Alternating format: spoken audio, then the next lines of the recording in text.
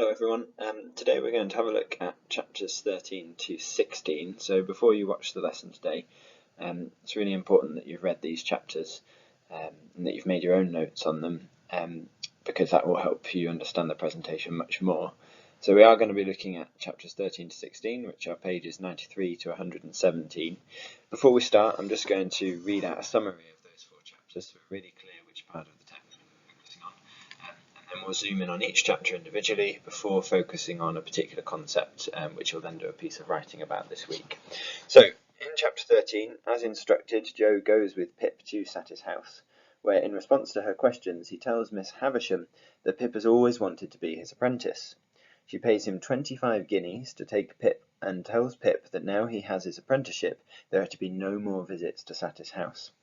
Mrs. Joe is delighted with the money and the general mood is one of celebration, but only Pip feels gloomy.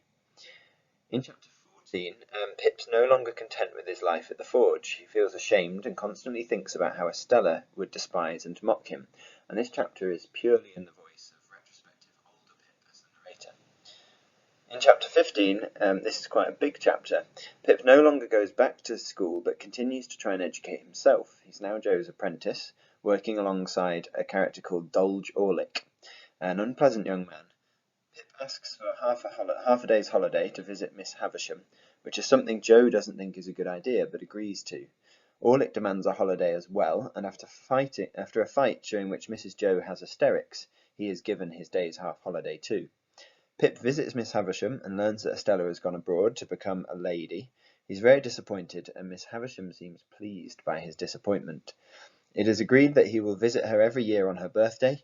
When he returns home, he discovers that Mrs. Joe has been attacked. And in chapter 16, Pip feels guilty about what's happened, especially as he thinks that the weapon, a leg iron, is the one worn by his convict from chapter 1. He is convinced that the assailant must be either Orlick or the stranger who gave him the money in the pub, but he can't prove anything.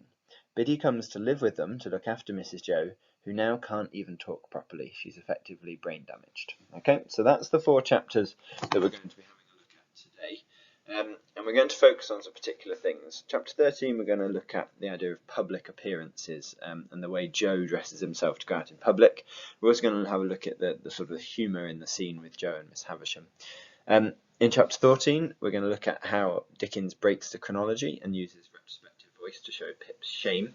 And that shame works on two levels. It works on the level of the shame Pip felt at the time as a young growing boy, but also the shame older Pip feels at his actions in the past as a younger man. In chapter 15, that shame continues, and we have this within-class snobbery once again. So snobbery within your own class. We then see Pip's return to Satis house and his loss of Estella. We're going to have a look at drama and violence. And then finally, we're going to have a look at the idea of guilt and crime and the way that these stick to Pip throughout the whole novel, not just in this section. Okay. Now, ultimately, you're going to end up writing an essay question. So let's have a look at what that is.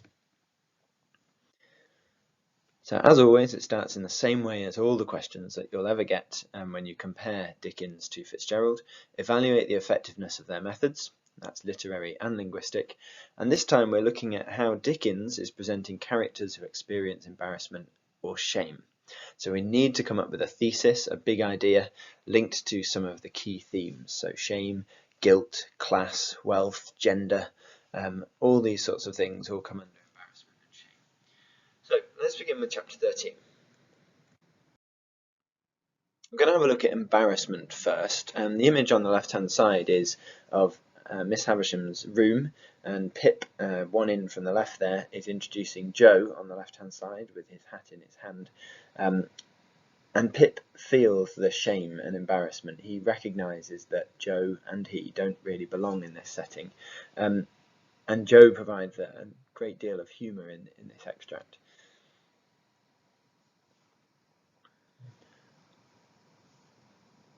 So that first quotation is from the very first line of chapter 13. Pip finds it a trial to his feelings to see Joe arraying himself in his Sunday clothes to accompany him. If you've ever felt embarrassed by your parents, you'll understand what Pip is feeling here. Although Joe isn't his parent, he feels embarrassed by Joe. He recognises how out of place Joe will look how strange it seems to see Joe in his Sunday best rather than his normal working attire. And this relates again to the idea of working class and upper class, and how out of place Pip and Joe feel when they're in a situation which is not where they belong. Dickens also includes a level of physical humour in this scene, which is one that can quite easily be overlooked. Remember, Dickens was a big fan of the theatre and a big fan of exaggeration, and he creates Joe in a very dramatic way. Let's have a look at some of the things Joe does and Pip does.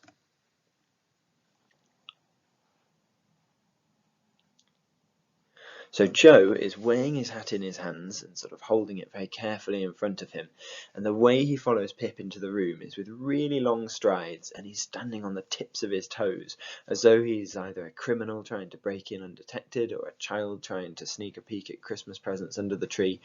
It's a very sort of theatrical and dramatic way of walking into the room. Joe is perhaps almost even afraid that with his big sort of heavy steps he might break something or disturb something, and so he's on his tiptoes trying not to make any damage or cause any sort of harmful effects by his presence.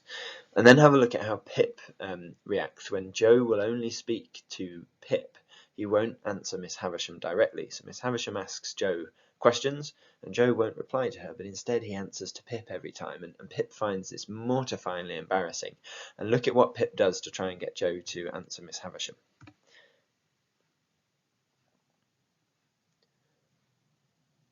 So whilst Joe is talking, Pip is pulling faces, moving his eyes, suggesting and luring towards Miss Havisham. Talk to her, don't talk to me, you're embarrassing me.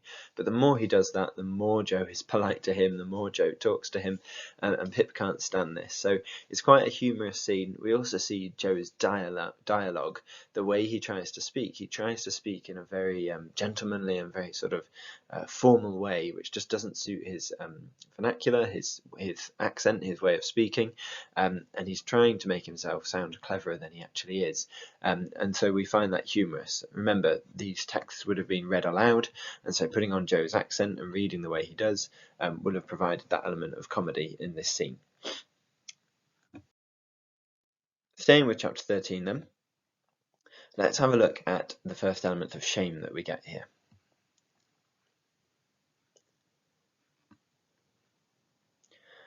Remembering that this novel is a Bildungsroman, a novel of education, Pip is now realising that he is truly wretched, and he has a strong conviction in him that he will never like Joe's trade. He doesn't want to be an apprentice to the blacksmith anymore. He had liked it once, but once was not now. So his identity has changed. He isn't the same man that he used to be, and he is now bound to Joe. These indentures, these contracts for him to be an apprentice, bind him to Joe, meaning he's contractually obliged to work for Joe as an apprentice now. He hasn't got a choice. And so this imagery of being bound reminds us of the chains of chapter 1, this idea that Pip is always sort of tied up or sort of kept somewhere against his will. So he's being contractually bound to Joe, but he's also bound by his guilt and his association with the convict and his association with his lower class upbringing throughout the whole novel. Pip is always sort of held back or connected both mentally and physically to particular places and actions. Okay, so Pip's identity is changing. He's sort of drifting away and separating from his upbringing, and that's creating a conflict within him. So moving into chapter 14, it's only a couple of pages within the book. It's a very short chapter and would probably have been connected with chapter 13, and they would probably have come together in the first instalment. And we take a step back out of the chronology of the book, and we hear from older Pip, very similar to the moments in The Great Gatsby when Nick says, looking back over what I've written so far, and sort of steps away from the story. And this is Pip really thinking about his shame here. Let's just find chapter 14 and have a look at some of those moments.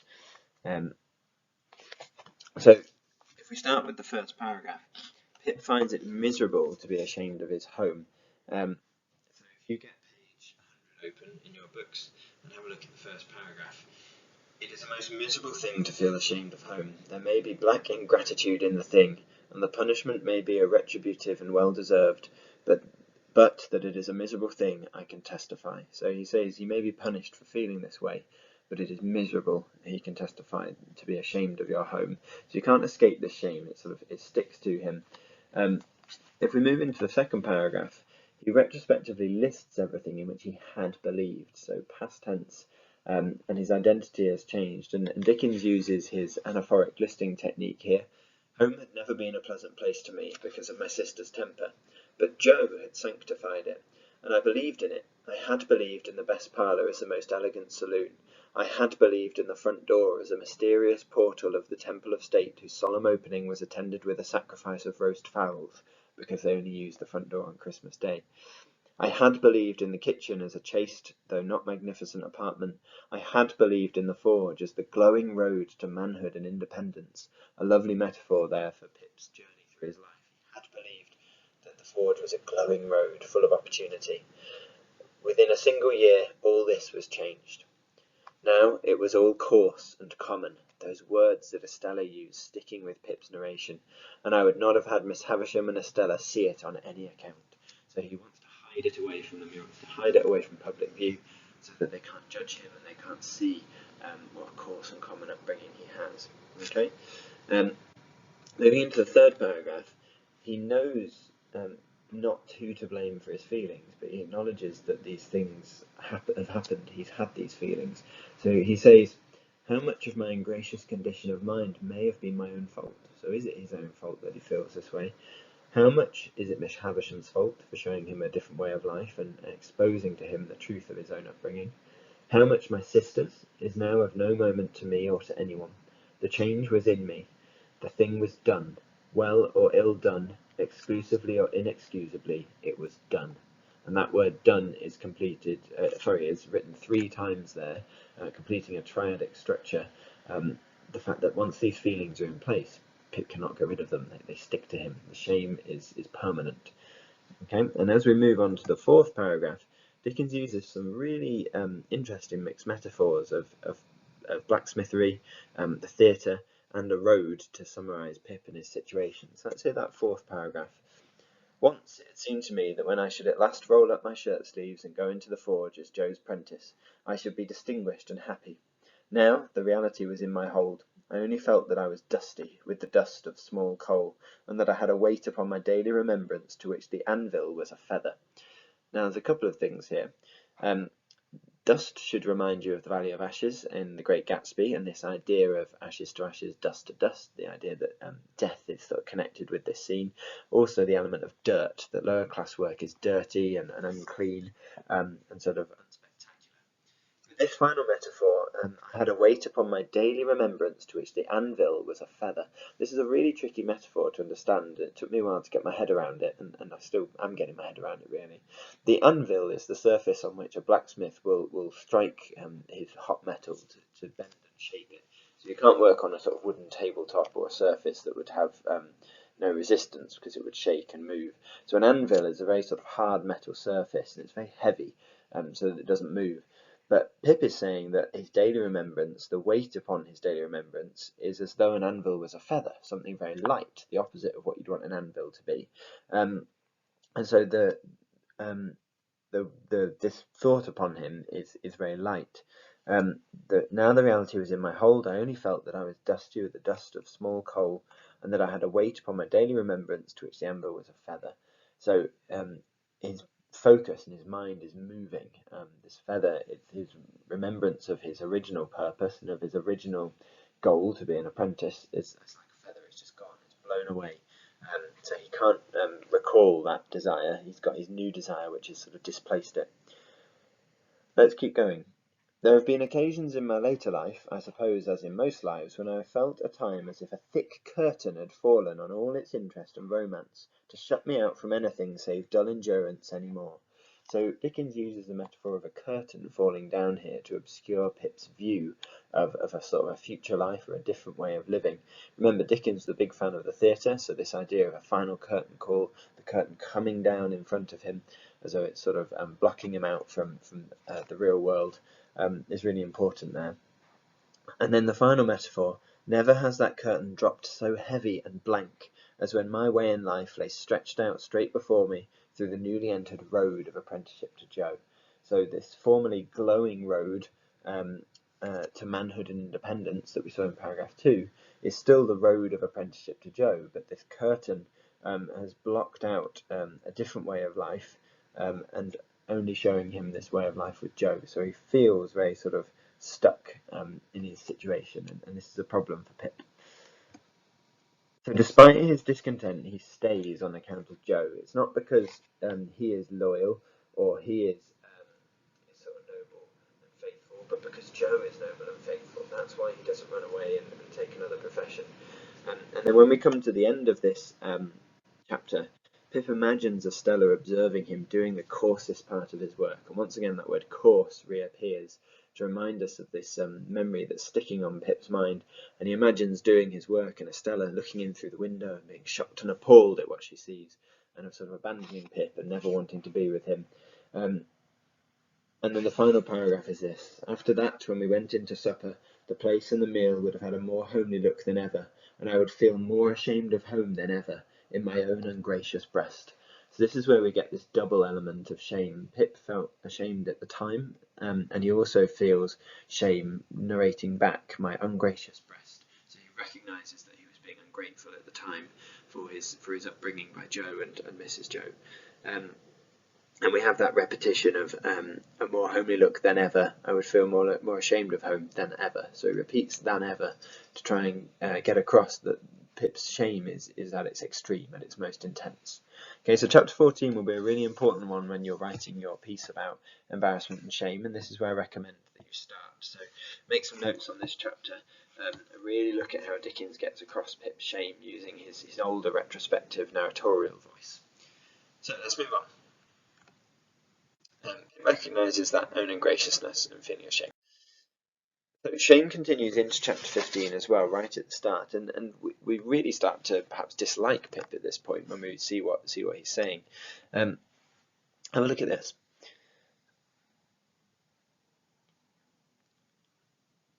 So he's trying to educate Joe. He's getting as much education as he can for himself, and he's trying to educate Joe, but not through any sort of benevolent or sort of sacrificial means to sort of help Joe, and it's not a kind thing Pip's doing. He's doing it to make Joe less ignorant and less common, so that he might be worthier of my society and less open to Estella's reproach. So he's only helping Joe because he's embarrassed by him as he currently is, and he wants to make him less embarrassing.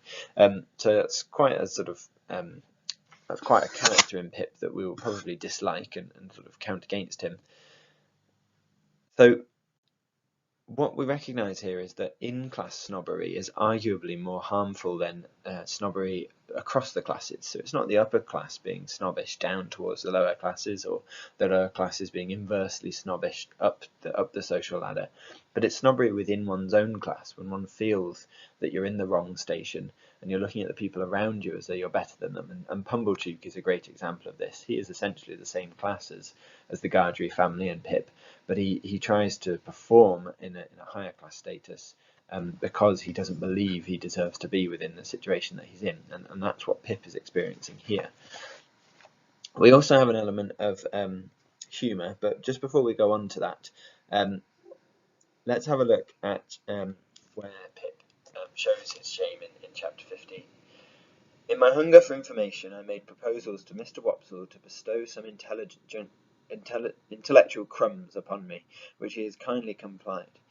As it turned out, however, that he only wanted me for a dramatic lay figure, to be contradicted and embraced and wept over and bullied and clutched and stabbed and knocked about in a variety of ways, I soon declined that course of instruction, though not until Mr. Wopsle in his poetic fury had severely mauled me. So Mr. Wopsle was helping him with his education, but only because he wanted Pip to act in one of his plays, and so Pip declines. But then he says, whatever I acquired, I tried to impart to Joe. This statement sounds so well that I cannot in my conscience let it pass unexplained. I wanted to make Joe less ignorant and common, that he might be worthier of my society, and less open to Estella's reproach. Okay, so that's Pip's shame at the start of chapter 15 on page 102. Pip then talks to Joe about wanting to go and visit Miss Havisham, even though he's been told never to go again. And so he's going to sort of break the rules and go against the advice. And Dickens includes a little bit of humour in this conversation. Pip says, I think I would go uptown and make a call on Miss Havisham. "Which her name," said Joe gravely, "ain't Havisham, Pip, unless she have been rechristened." So Joe recognises that Pip's got Miss Havisham's name wrong. He doesn't understand why, and says that her name isn't Havisham, it's Miss Havisham, unless she's been rechristened. So Pip was clearly going to say Miss Estella. That's the real reason of his wanting to visit, but Joe doesn't quite understand that. So there's a little bit of humour that Dickens is able to get in, even through Pip's shame. So he uses the dialogue to show young Pip's thinly veiled real reason for wanting to visit Satis house. So the shame from chapter 14 reappears within chapter 15 as well. Let's look at what happens when Pip does go back to Satis house. So, the loss of Estella. Take a moment to read this extract.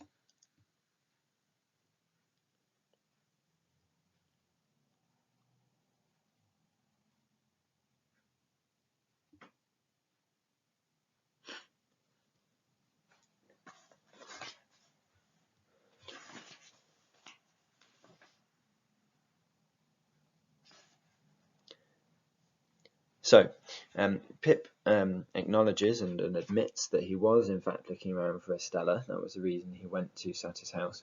And Miss Havisham takes a great deal of pleasure in saying to him, "Abroad, educating for a lady, far out of reach, prettier than ever, admired by all who see her. Do you feel that you have lost her?" So Miss Havisham tells Pip that Estella now is physically out of reach, as well as what she was before, which was metaphorically out of reach because she was in a higher class. So she's even further from Pip than ever.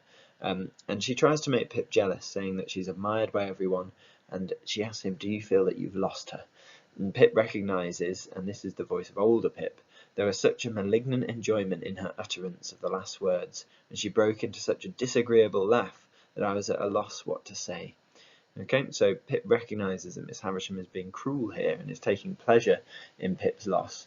And so perhaps we feel a little bit more sympathetic towards Pip here. But at the same time, we can see that essentially he got what he deserved because he's been sort of so snobbish and unkind towards the people who have brought him up that in striving to be greater and to be something else, he has lost it. And so essentially he's only got what he had originally.